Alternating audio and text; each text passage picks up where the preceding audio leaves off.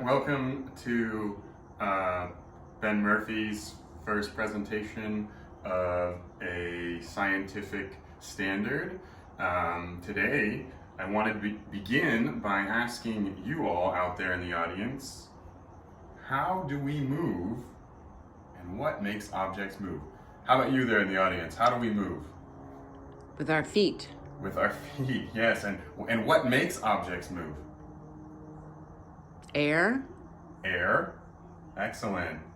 And what else can you think about that moves in our everyday lives? The wind. The wind. Excellent. So when the air moves something, what do you think is happening? And what can you picture moving through with the air? Well, when it's strong, it can knock over chairs. It can knock over chairs. So let's talk about what's happening when air knocks over a chair. So what we have discussing is what we call Force. force. Yes, force. What is force, you say? Force equals a push or a pull.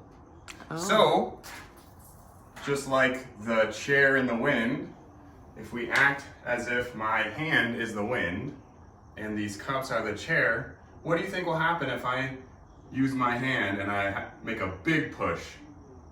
It'll knock the cup over and it'll fly. Yes, and if I knock it softly, what do you think will happen? Not very much. Obviously, a soft push leads to a small movement, and a big push leads to a big movement. If you'd like to pan the camera over there to show the cups' positions, thank you. So, another interesting fact about forces, if you'll allow me to blow up this balloon, is that returning to our earlier dynamic of air being a force, is air in this balloon can act as a force as well. And if I let it go like that, the force of the air pushes down on the table.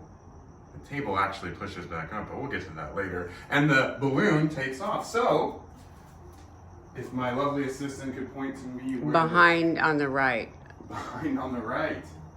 Behind the There it is. Excellent. So, what will happen if I have a big force on a string? This here is a straw on a string. You could do this at home.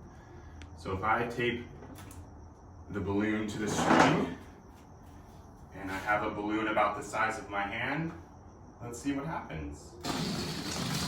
Wow, it made it all the way across. Now, with a big force comes a big push. Let's see what happens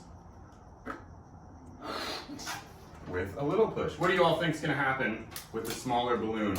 What's the difference, or will it be the same? It won't go as far. It won't go as far. And how come you think it won't go as far based on what you picture? It doesn't have enough air.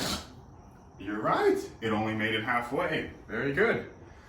So, if I move us to our last small piece,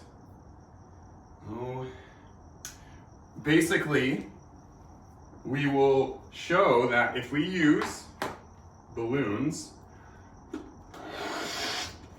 with equivalent forces, equal forces, right?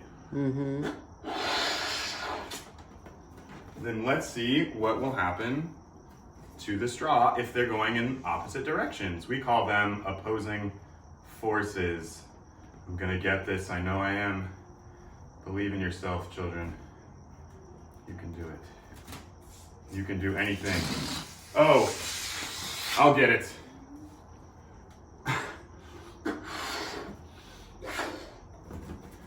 Okay, one balloon going this way.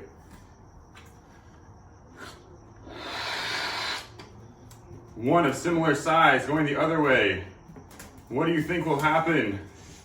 Audience, please Oh, the balloons take off. Well, They went the same amount. If the experiment went according to plan, which sometimes it doesn't, I predict the straw would have stayed in the same place because opposing forces will act against each other and keep the object in place. So, Oh, right.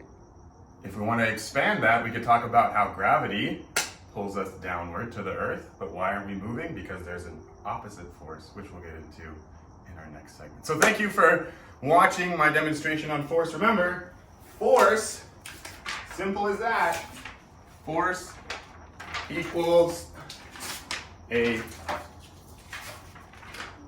what do you think, ma'am in the audience? Push, Push, yes, and pull. pull, you got it. Whoops. Perfect. Thank you. That concludes the lecture. Thank you very much. Goodbye.